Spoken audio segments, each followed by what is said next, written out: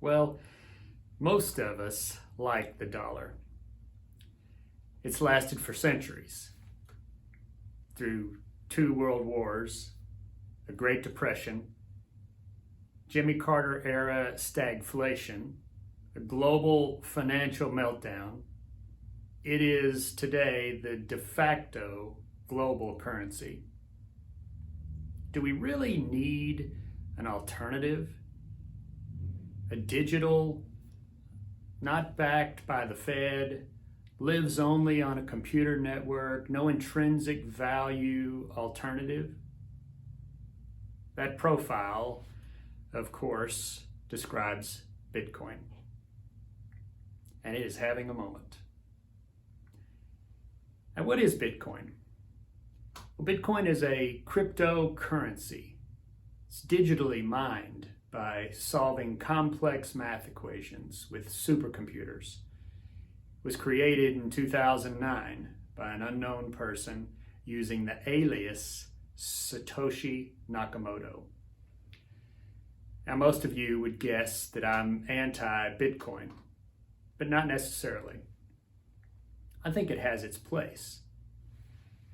But I have a different perspective than most of who you hear chiming in about Bitcoin these days. I deal with people's serious money, not play money.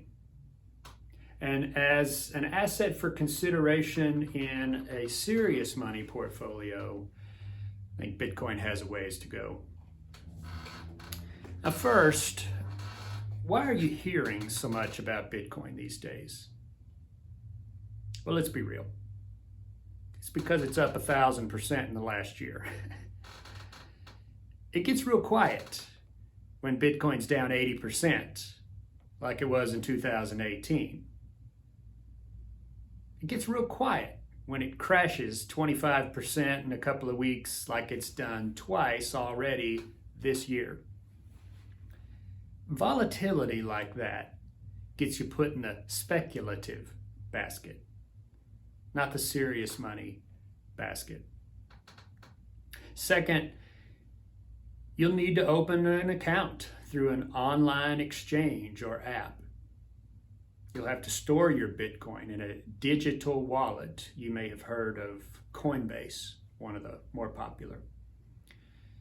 There's no middleman, no bank to go into to cash out your Bitcoin, no regulatory body or oversight in case you have a problem. You've no doubt heard the stories of the online exchanges getting hacked, people losing all of their Bitcoin. There was just a story, a couple of months ago of a guy who'd forgotten his passwords into his online digital wallet, and he had two more chances to get it right, or they were going to, vaporize the account and he was going to lose it all. Third, governments don't want a freewheeling digital token upstaging their monetary policies and financial regulations. China, for example, is a leader in blockchain technology. In fact, 65% of the world's Bitcoin mining is in China. But Bitcoin itself poses a threat. In fact, Beijing has banned banks transacting in Bitcoin. It's shut down domestic crypto exchanges. They're now rolling out their own digital yuan currency to compete, of course, controlled by their own central bank, to compete with Bitcoin. It begs the question, what happens when the world's countries, central banks, outlaw Bitcoin? Finally, and maybe the most frustrating to me, is the willful positioning of Bitcoin as a currency, a stable store of value, exchange of value. The meme goes something like this. Come on, old man, get off your rocking chair. Crypto is the way of the future. Bitcoin is the future. Those dollars in your wallet, in your back pocket, you're sitting on there, they're not worth anything. It's fiat currency. It's not even backed by anything. It's fiat, fake money currency. Interestingly, though, the definition of currency is that something must be stable, liquid, and widely accepted. Not one of those things applying to Bitcoin. Interestingly, too, 95% of all Bitcoins are controlled by 2% of the accounts, according to Bank of America. Does that sound like currency to you? And what happens if that 2% that holds almost all the Bitcoin decides to dump their currency?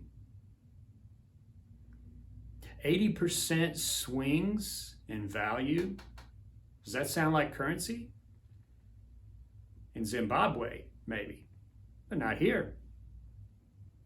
If you want an asset that isn't correlated with anything but speculation, no correlation to earnings or economic trends or interest rates, supported only by the belief that you can one day sell it to someone else for more than you paid for it, well, then that's Bitcoin. For me, for now, it has its place, but it's in the speculative bucket.